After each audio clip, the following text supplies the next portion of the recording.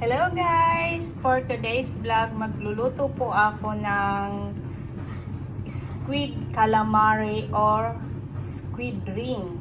Ayan guys, yung ating squid or pusit. Mayroon pong 2 piraso na fish fillet. Nagluto kasi ako ng porridge kay Lolo. Naparami yung hiwa ko ng isda. So, inilagay ko na lang po dyan. At mayroon po tayo ditong breadcrumbs, egg, and mixed flour. Ito naman yung partner natin sa ating squid calamari. Mayroon tayong french fries. So, ayan, ang gagawin lang po natin, lalagyan natin ng magic sarap ang ating pusit. Imamarinate natin guys para masarap. Then, lalagyan natin ng salt.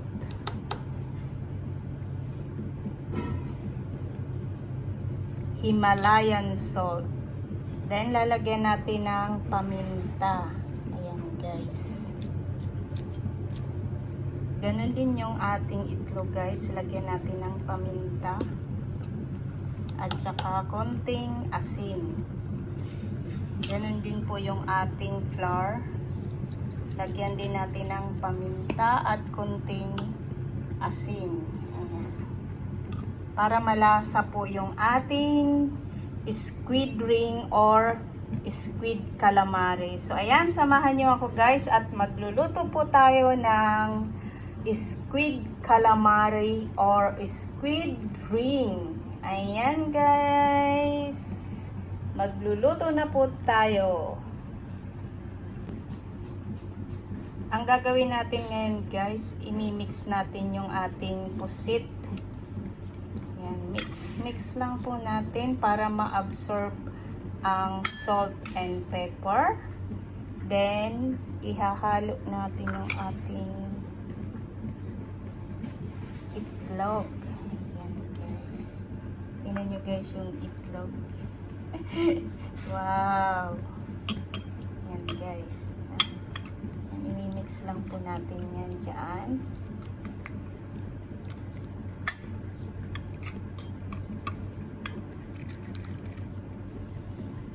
Mix, mix, mix.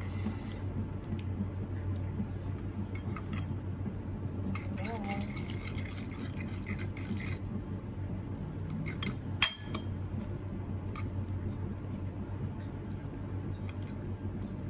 Marinate lang po natin saglit.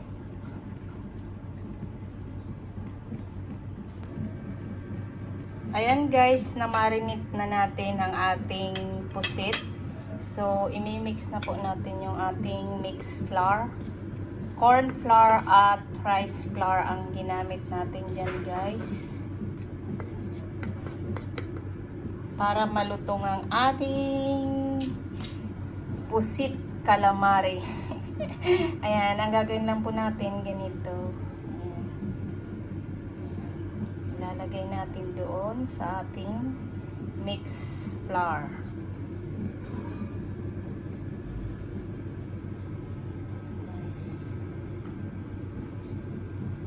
Then, balik natin dito sa itlog.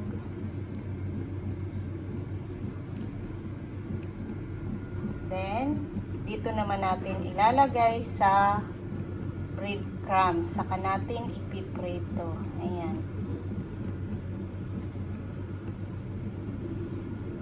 Ganyan lang po yung gagawin natin.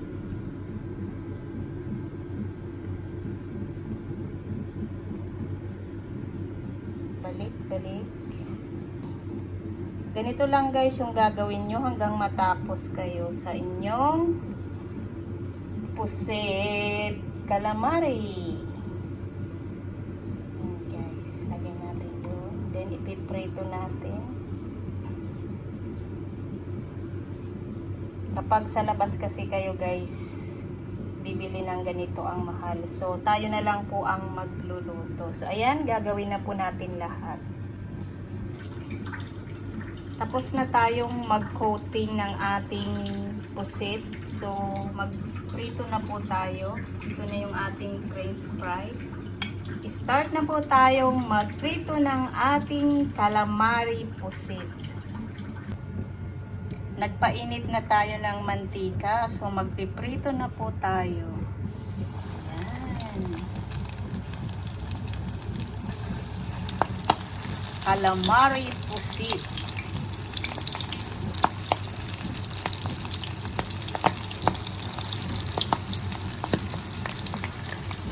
Wait lang po natin na mag-golden brown ng ating calamari pusit. Brown na ang ating calamari pusit. So, babalik na rin na po natin.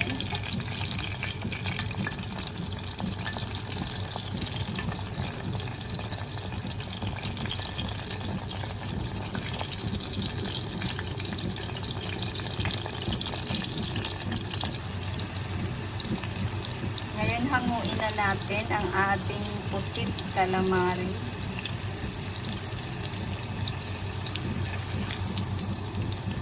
Ganda ng pagkakaprito, guys.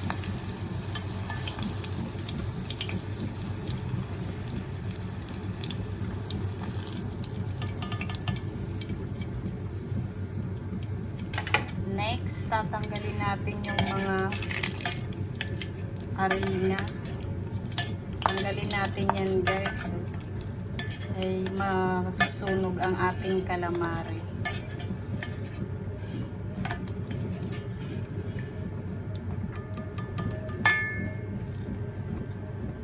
Next batch. Ito, guys, yung fish fillet. Ayan. 2 piraso.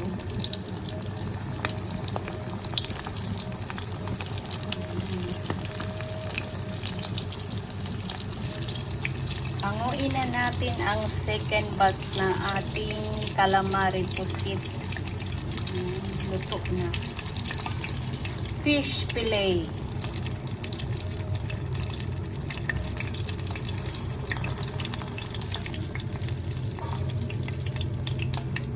Done.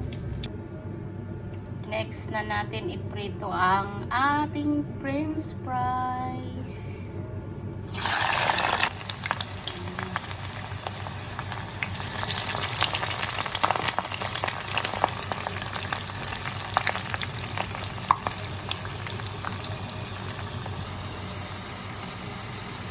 Malapit nang maluto ang ating french fries.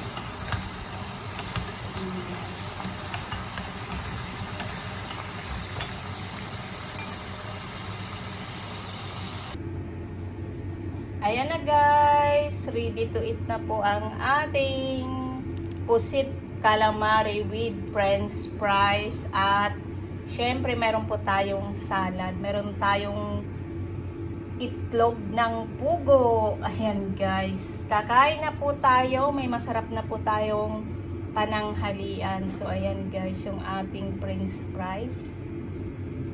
Meron po tayong dipping sauce na mayonnaise at mayroong chili sauce at tomato sauce. Pinaghalo ko na siya, guys. Yummy.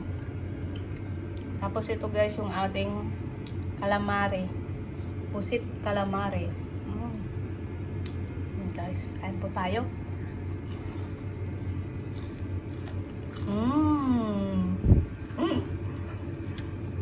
Ayan, guys, ang lutong, ang sarap. Kapag nagluto po tayo, makakatipid tayo sa ating pagkain, o diba? Kapag sa restaurant ang mahal ng, guys. Ayan, mayonnaise. Yummy. Meron po tayong pangtulak.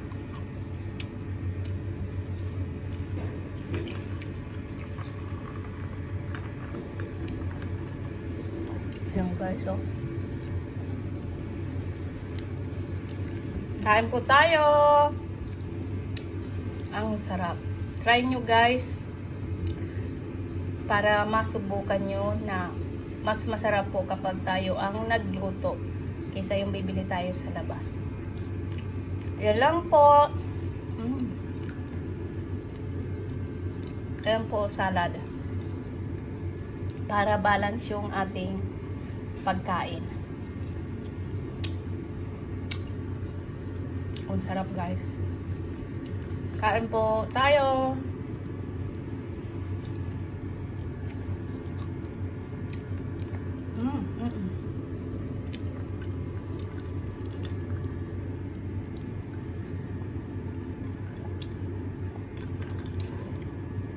Ang sarap, guys, kapag may malamig na Coke.